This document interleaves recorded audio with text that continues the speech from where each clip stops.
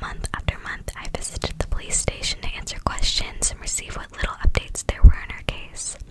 Month after month, I joined in on search parties and spoke to the public about my missing daughter. Slews of people commented about how she probably ran away. I heard every narrative about kidnapping at the hands of strangers, a runaway teen looking to get away from her old life, and tragic accidents being covered up. For just a while, the police zoned in on the runaway theory. I didn't understand why, because Emma was a happy girl. She always smiled and filled up the room with laughter. Emma never knew who her father was, but she was still so happy with just the two of us living at home. About after a year with no new leads, the police finally discarded their runaway theory and began to look into the possibility that Emma had been abducted. Me, I wasn't sure what to believe. Up until yesterday, I had not heard a single new thing regarding Emma's case in about 2 years. The police kept repeating themselves and the media coverage had died out. I was just left wondering whether or not her case would ever be solved. It always felt like the police were so close yet so far away, but yesterday the police got a clue that could break the case open and got the shock of a lifetime. At 8:32 a.m., our local police department and the department in charge of Emma's case received a phone call from Emma's cell phone number. The detective on her case picked up, but got no answer. There was no sound but heavy breathing, and then the line went dead. It was only a few minutes, but it was long enough for the police to trace where the call had come from. Her cell phone pinged off a tower near the old Juniper Bridge. Juniper Bridge sat high above a large lake that was clouded by debris and litter, but even though it was so ugly, Emma had loved that bridge so much. The police made a beeline for this area but found no sign of Emma. It wasn't until later that night that the patrol team watching the Juniper Bridge area discovered the gold chain tennis bracelet that I'd gifted Emma for her 16th birthday discarded in the brush alongside the road. That bracelet was a clue that Emma had been in that area, but no one had seen her physically yet. This morning, I was called in the police station to review the recent updates in Emma's case when the phone rang once more. Another call from Emma's cell phone. The detective answered and put it on speaker for me to hear. I heard nothing but heavy breathing, just as the detective heard the day before. The police were quick to track where the call was coming from, and to everyone's surprise, the signal pinged off a tower just a few blocks from the police station itself. The police force was quick to act and scoured the area and the town for any signs of Emma, while I waited back at the police station to hear any news.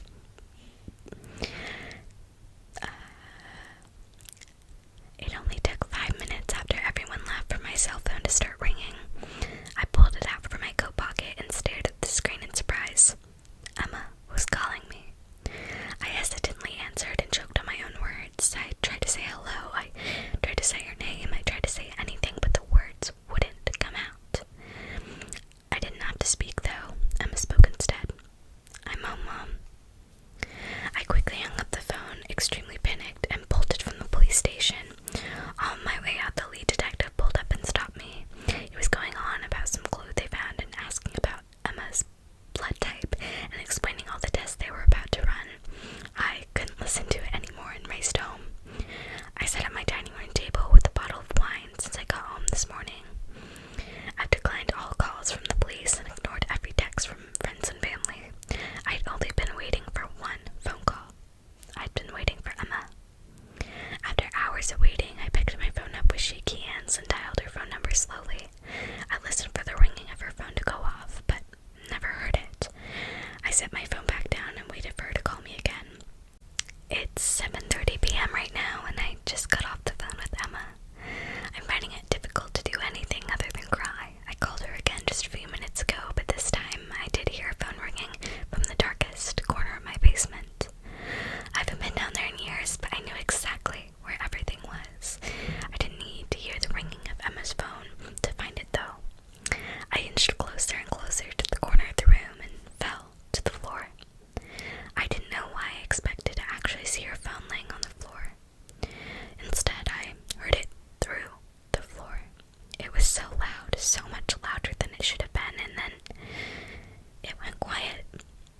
held up my phone and pressed it to my ears. "I'm home, Mom." I screamed through tears and threw my phone across the room. My cracked screen is making it difficult to type, but I suppose that doesn't really matter now. Even from the darkest corner of the basement, I can hear the police screaming my name and the sirens going wild.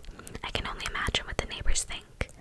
I wonder if anyone will believe it was an accident. I'd never meant to hurt Emma. She just made me so angry. She never listened. I think her trying to sneak out that night while I was drinking wine in the kitchen really set me off. Maybe it was the wine. Maybe it was Emma. I don't even remember picking up that knife, though. I don't know what came over me. What I do know now is that the police are ready to bust my door down, and the only thing between me and the truth of Emma's case is the flooring I finally finished installing last month. I wonder if they'll let me attend Emma's funeral. After all, she is my daughter. Okay. This next one is called "As I Stepped on My Flight." The flight attendant gave me a strange list of rules, and this was written by "Not Necessarily." "Can I check your ticket, please?" I handed the ticket that I'd been twirling around in my hands for the past hour to the flight attendant. She nodded at it approvingly before producing a sheet of paper from the file that she was holding and placing it inside my folded ticket. "Have a nice flight," she commented enthusiastically before handing my ticket back to me. I grabbed my ticket and stared at the folded sheet of paper inside my ticket curiously before finding my seat. Once I settled down in my seat, I removed the folded sheet of paper from my ticket and placed the ticket in my bag. Upon unfolding the sheet of paper, I realized it was a handwritten note. The handwriting seemed rushed. I've transcribed the note from memory here. Rules for surviving this flight. 1. Do not speak of this sheet to any passenger. You are the only human on this flight. 2. Check the time on your phone after reading the sheet. All rules will apply based on the time of your phone. 3. During the first hour of the flight, do not talk to anyone. People may try to talk to you, but ignore them completely. 4. During the second hour of the flight, you may start talking again, but if anyone mentions the window, do not look outside the window in any circumstances. 5. If you hear a child crying in the cabin, immediately run to the bathroom. 6. If the screen of your entertainment console suddenly goes black, immediately look away and do not stare at it. 7. During the third hour of the flight, the captain will make an announcement. Follow the instructions. 8. During the fourth hour of the flight, do not sit in your seat. 9. If you make it past the fourth hour, you will need to spend the rest of your flight evading the chaser. You will know who the chaser is when you see them. 10. The captain will make an announcement of the plane landing. As soon as you hear this announcement, push your way to the exit door and open it. You will find that the outside is simply a black void. Jump into it without hesitation. I reread the rules once again while chuckling. Did they give one of these to every passenger, or was I somehow randomly chosen for the prank? I checked the time on my phone just to humor the list. 7:13 a.m. So this would be the first hour of the flight. Suddenly a young man walked over to my seat and sat right beside me. I gave him a casual side glance and saw that he was carrying what looked like to be a laptop bag. Great, I thought. He'll work on whatever he's doing and leave me alone for the flight. The man didn't even bother to exchange a single word with me as he settled down in his seat and put on his seatbelt. He stared straight ahead and completely avoided me. I let him be and started to fiddle with my flight console. Some people just like to be left alone, I guess. Soon enough, the captain made an announcement of the plane starting, and the steady hum of the plane engine started to vibrate the entire cabin. The plane started to accelerate until the G-force pushed me into my seat. Moments later, I felt the plane rising into the air. I am typically not scared of flights, but getting on a flight always makes me a tad bit nervous. This time, though, my stomach was in knots and beads of sweat were running down my forehead. My instincts told me I was stepping into danger. Grave danger. I dismissed my thoughts and that awful gut feeling, chalking it down to feeling a little creeped out by the note. The young man on my left suddenly tapped on my shoulder.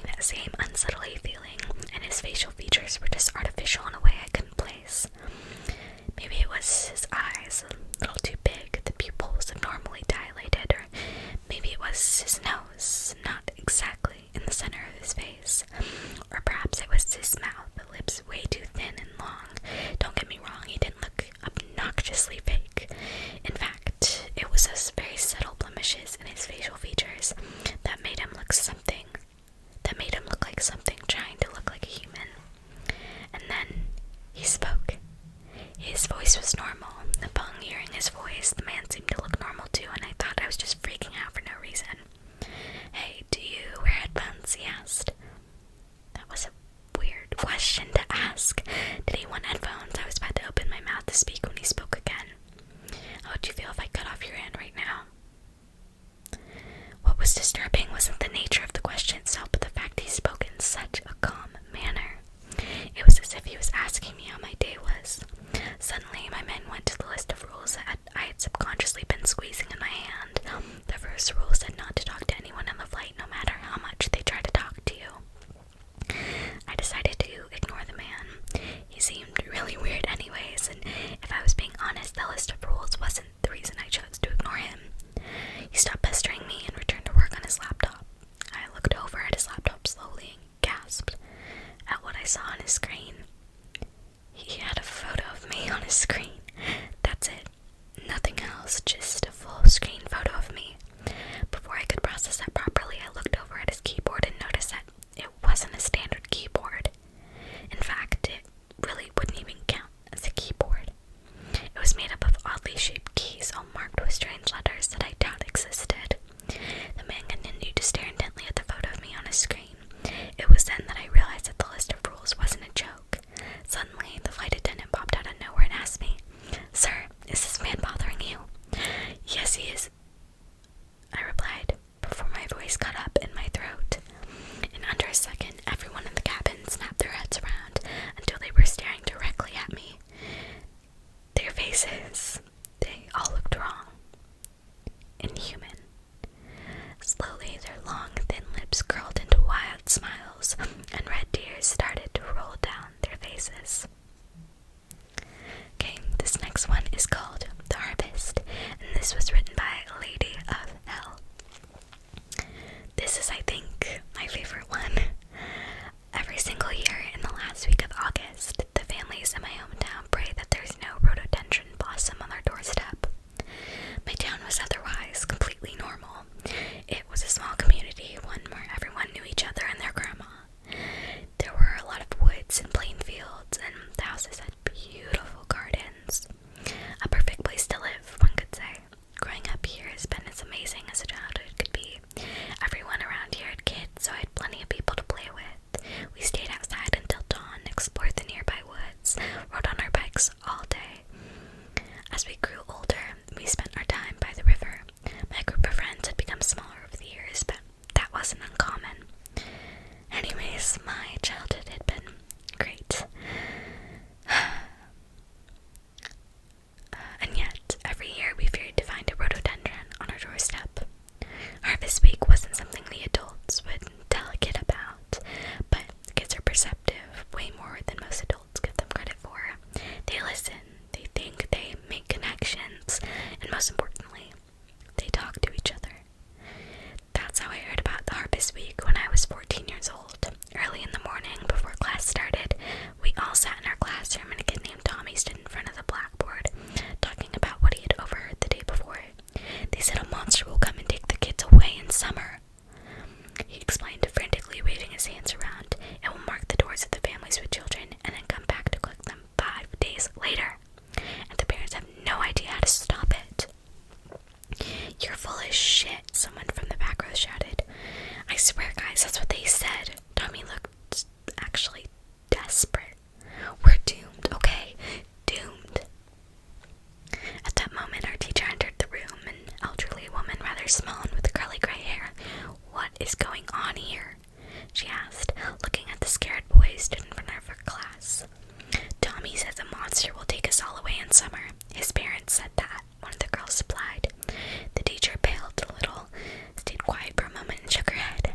"No one is going to take all of you," she said. "Now please sit down."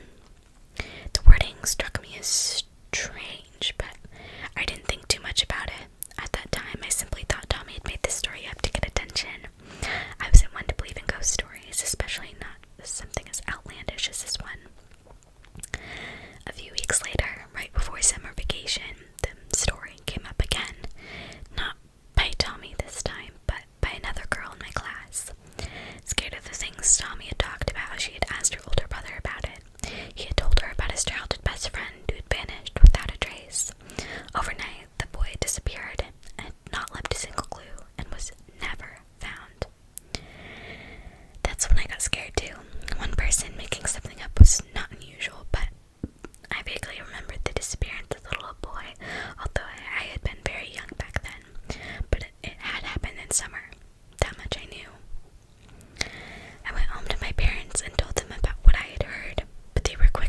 assure me that nothing about it was true.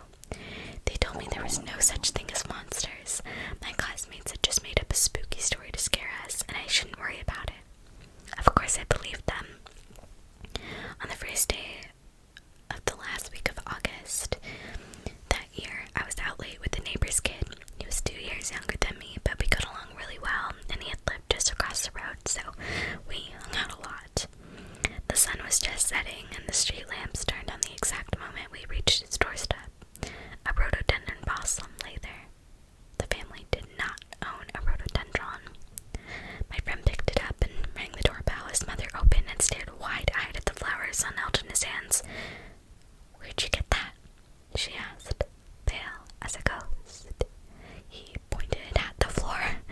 She ushered him and threw the door shut without a goodbye, eyes sparkling with tears. I returned home, of course, and from that day on I watched the house across the road every night.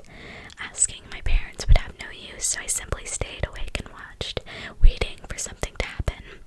I saw my friend during the day, but as I asked him, he didn't say anything, only that his mother had been worried because we had come home a few minutes later than usual. I knew something was wrong, although I couldn't name it at that point. There was no school anyway, so I stayed awake during the night and slept during the day. Nothing happened for 4 nights. My friend behaved as always, and yet I couldn't shake the sense of dread the rhododendron and his mother's reaction left in me. On night 5, it finally happened. The first sign of its presence was an icy wind blowing through the street, way too cold for midsummer. A breeze blew through my open window and raised goosebumps all over my body. Next, the lights began to flicker. Every single streetlight went on and off in absolute unison. The rhythm was slow at first, but quickly grew faster and faster and faster until it almost made me dizzy. The wind was stronger now and cold as winter snow. I leaned forward and gripped the window frame. A figure, cloaked in shadows, walked down the road. They were tall and lanky. That was all I could gather through the flickering light. I was frozen in place as the figure approached my friend's house and stretched their long arms out. The lights went out. All the lights. I was surrounded by absolute darkness. The wind was howling. There was a storm going on outside. I wrapped my arms around my body to protect myself from the piercing cold. For several seconds, maybe even minutes, there was nothing but darkness and the screaming storm. And then, without a warning, there was a flash of lightning. No rain, no thunder, just a bright white flash, and the lights came back again. The shadow figure was gone. I exhaled before I realized I had held my breath and collapsed onto my bed. The next day, the garden across the road was overgrown with plumeria blossoms. The husband, who was a soldier, returned from whatever Middle Eastern country he'd been stationed in, entirely unscathed.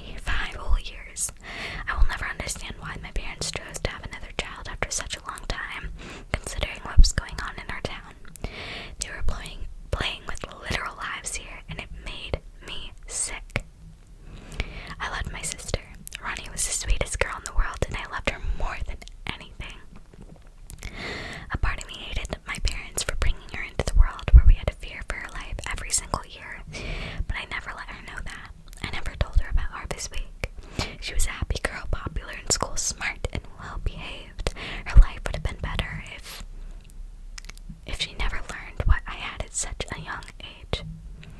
I was an adult now, at least on paper, and I was trying to build a life for myself. My plan, of course, was to leave this town at the first opportunity. I'd already talked things through with Henry, my boyfriend of almost 3 years. Leaving my sister, who was 13 years old now, was not an option for me. Not with a monster roaming the streets of this town every year. I would take her with me when I left, but for that, I needed money. Henry had a job at the same bank my mother worked at, and it paid quite well, so that was where I started. I was working in the local bakery. It was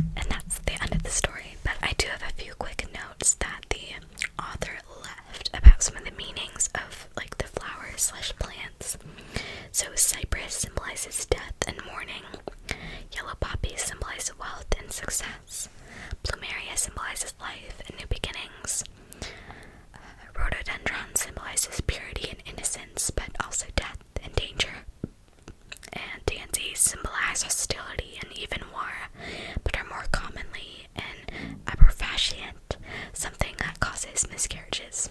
So just do with that information as you will. But that is such a good story.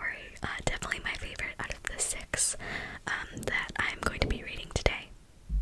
Okay, this next one is called I Listen to a True Crime Podcast About Myself, and it's written by Robert Mort.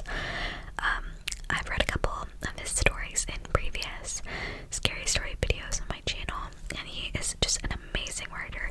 He has just such a talent for writing creepy stories, but this is I listen to a true crime podcast about myself. Every night on my walk home from work, I listen to true crime podcasts. Even though my favorite podcast already released their episode for this week, the app said there was a new one. Excited, I hit play. It was a small town, the kind that still has mom and pop shops lining the street, the kind where everyone knows your name. But little did the residents know that they would soon be rocked by a horrible crime. I stopped at a traffic light. The red glowed in the darkness, glinting off the wet street. A black SUV sloshed by. Across from me, eerie blue refrigerator lights glowed from inside a corner deli. The chairs were all up on their tables, feet in the air. The signal turned to walk. That chilly September evening was no different for the young student. She left her shift at the local store and walked back home, except she never made it home. Young student, local store, damn. This was sitting close to home. I was a part-time student at Franklin Community College and worked at the local convenience store. And of course, I was walking home. I glanced behind me, looking at the alleyway behind Alessandro's Pizza, which was dark except for the neon light spilling from the sign. Her boyfriend reported her missing the next day. The town conducted a volunteer-led search, and after 2 days, they found something. Dread formed in my stomach, anticipating a body, but what he said was so much worse. Washed up on the shore of Washington Lake, they found a pair of size 9 red Converse sneakers. I stopped and looked down at my red Converse sneakers, damp from the rain. What the hell? My heart began to pound. The shoes were sent to a forensic analyst who would compare its wear pattern to another pair of her shoes to try and determine if they belonged to the victim. A rumbling sound made me jump. I turned to see a dark SUV turning left at the intersection. Didn't I see that car a few minutes ago? Maybe it's following me, and the car passed me and disappeared into the distance. Come on, Sarah, get a grip. Converse are popular sneakers, a little out of fashion, but still. 9 is a common woman's shoe size, and what college student doesn't have some sort of job? What, you think you're listening to some sort of prophecy of your own death? Yeah, right.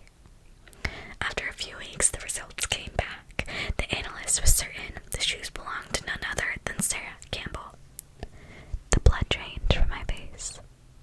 Sarah Campbell. My name. What the fuck, hell? I didn't have time to think. I forced myself to move. I broke into a run. The small shops turned into a colorful blur. Searching the lake came up empty. Without a body, the crime is hard to solve, but the police didn't give up, and finally a witness came forward. Someone had seen a car parked at the lake that night around 2 a.m. A black SUV with darkened windows. No, what the hell is going on? I whipped around. The streets were empty. No people, no cars, no witnesses, said the little voice in the back of my mind, the one that's watched way too many true crime shows. My eyes scanned the shops, all closed. There were 6 black SUVs matching the witness's description in the Franklin area, but one of them, in particular, caught Detective Nolan's eyes. It belonged to John Kelly, a registered sex offender. Vroom. The sound was so soft I almost didn't hear it over the voice of the podcast. I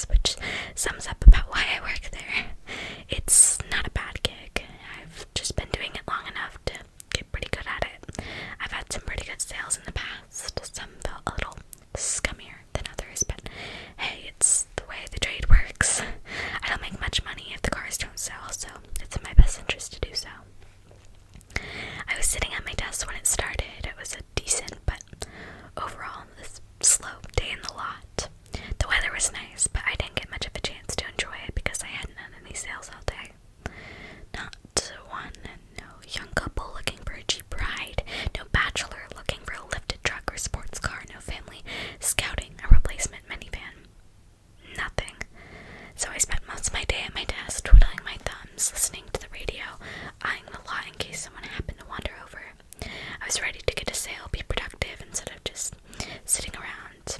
My dad was out for the day, something about golf outing with a competitor. He loved that stuff. Since I had the building to myself, I was hoping to put in some decent numbers, but on this particular day, there was no one. I've had a lot on my mind recently, and the business would just help clear the chaos in my head, so there I sat, digging around as the hours crept by. That was when he showed up. I watched him arrive by bus, getting off the shuttle at the stop through the window. I had nothing else going on, so I watched him after he showed up. He got off the bus and looked straight at the dealership, a slow, almost limp of a walk, starting as soon as he saw my building. My first thought of him was your stereotypical boomer dad. Had to be pushing 60. What was left of his wispy hair was gelled and combed across a colossal bald spot. His eyes were shielded by bronze aviator glasses, and his outfit looked like it was ripped straight from an 80s business catalog. Khakis and old leather shoes, a floral print button-up that barely contained a large beer belly, and a Navy members-only jacket to tie it all together. He had his hands stuffed in his pockets of the jacket and was on a mission. When he drew closer to the dealer, I combed my hair, spit out my gum, and straightened my tie.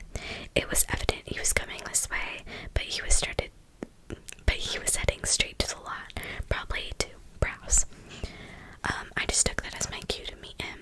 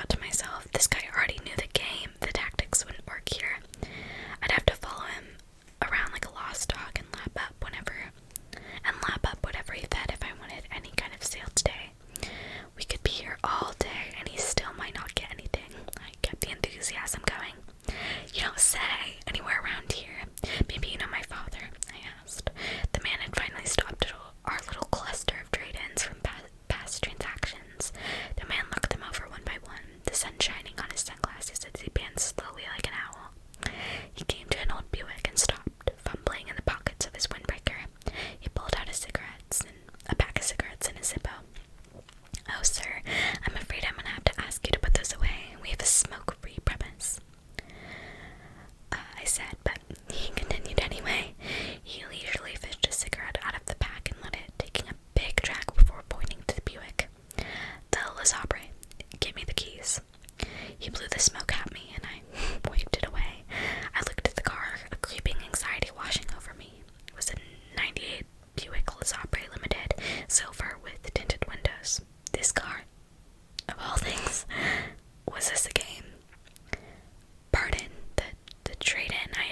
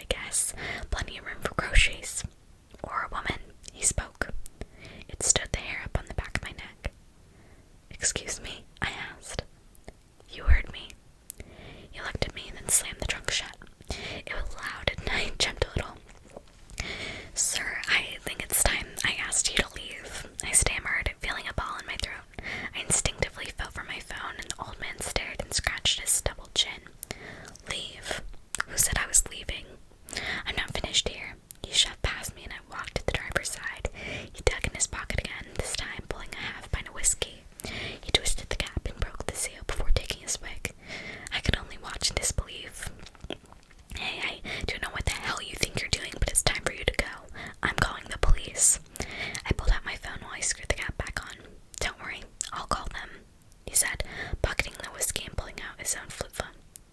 What? I asked. I said, I'll call them. Don't worry about it, kid. I'll handle it. He flipped his phone open. I mulled it over in my head, sweating more and more as my confusion built. Wait, that's not necessary. We can figure something out, I'm sure. I put mine away and held my hands up. The grumpy old man looked at me, and after a time his phone snapped shut. He took out another cigarette and lit it. I scratched my sweaty head and looked around, but it was just us on the lot. When's the last time you drove this, kid? He asked. What? The Buick. You ever take her for a spin? After hours, when Daddy's not looking, he growled, his voice getting lower, like he was whispering. What? No, I've never driven this car before. I told him. Huh, that's funny. All these cars in the lot, and the only one without dust on the paint is this one. It's still got shine on the tires. Why you spray that on there? Pretty it up. Why do that if it's overpriced? You only pretty up the front tires, kid. He was moving closer, the cigarette smoke dancing on the wind. I told you I haven't driven this car. Only around the lot, like the others. Another thing, kid. The paper on the window says it's got 130,715 miles, he rasped. Yeah, and I demanded. Dash says 747. He took another drag. So what? The Carfax is off then. It's 32 miles. Who gives a shit? I'll print out a new one. I told you. The cars get moved around. Yeah, maybe a block or so unless there's a maintenance issue. But you know what? There's a couple bars in town, only a few miles away. You ever take her out for a spin, kid? Clean her up, impress the girls. He was taking another drink. My hands were starting to shake. I don't know what you're talking about, I said. Sure you don't. Let me tell you a story, kid. Real quick. Like I said, I was a salesman too. I get it. I was there once. I was damn good too. But I tell you what else. I was a total piece of shit husband and a worse father. I didn't give a damn about my kid. Not really. There were just things that happened. The cars on the other hand, I lived for those cars. That's what I loved. I got divorced a long time ago. Me and the wife never talk. My daughter, she must be a little younger than you, he said, was talking much faster now, raising his voice anyway. My ex called me yesterday. We haven't spoken in years. She tells me our kid hasn't come home. She thinks she's missing. Said she called the cops. They didn't do shit as far as I know. Yes, so what? What's that got to do with me, huh? I was getting loud, my voice echoing in the lot. I could hear the anxiety settling in. Thing is, her date picked her up that night, like a gentleman. Carl, done up, spick and span. Was the last time she saw her. Said she was driving an old silver Buick. Said there was a sticker on the bumper, like a symbol. She wasn't sure. It was dark out, but as it turns out, at the third dealer, I found it. I looked at the large spinning sign, the glittering letters, diamond deals. I couldn't breathe. So, I think it's time to come clean. He took a last drag and snubbed it all out. I don't know what you're talking about. Yeah, I think you do. Maybe your daddy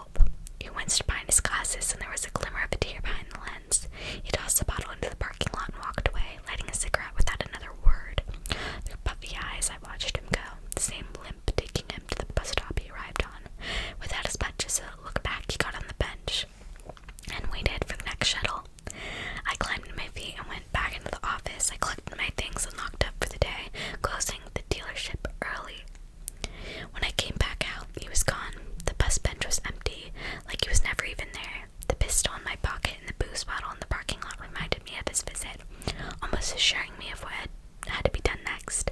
I got in the Buick and drove home. It took me some time to process it all, but by the time I got home, I knew what I had to do. I sat down and wrote this, hopefully to clear up any questions for those that come looking for me. I know I'm a piece of shit and I did what I did. There's nothing I can do to fix that now. I'm sorry. Really. I was in denial at first, and I tried my best to cover it up because I was scared of what I did and the repercussions that would follow if I was discovered.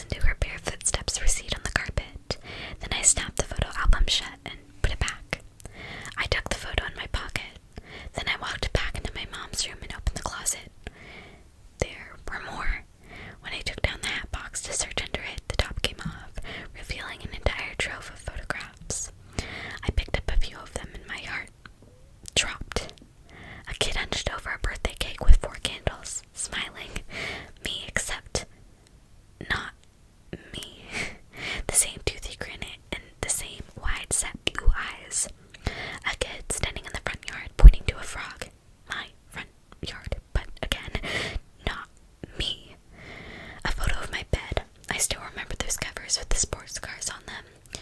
The pillows with the wheel on it, the car lamp, but there, sitting on my bed, not one little boy. Two. Adam. My mom's voice came from above. I stared at the photo, frozen. Me, sitting next to a little boy that looked almost exactly like me, a twin, a brother. I had no memory of this kid. All my life I believed I was an only child. Adam! The stack of photos rose a few inches thick. There was no way I could get through them all. I slipped several in my pocket, replaced the hat box, and headed down the hall. Coming, Mom! I started up the ladder, and my phone began to ring. The theme to Legend of Zelda played its tune. I stopped 2 stairs up and slipped the phone out of my pocket. Caller ID. Allie. My wife. Yeah, can you get me a drink too? Sure, I said. What do you want me to pick up on the way back? The usual whiskey.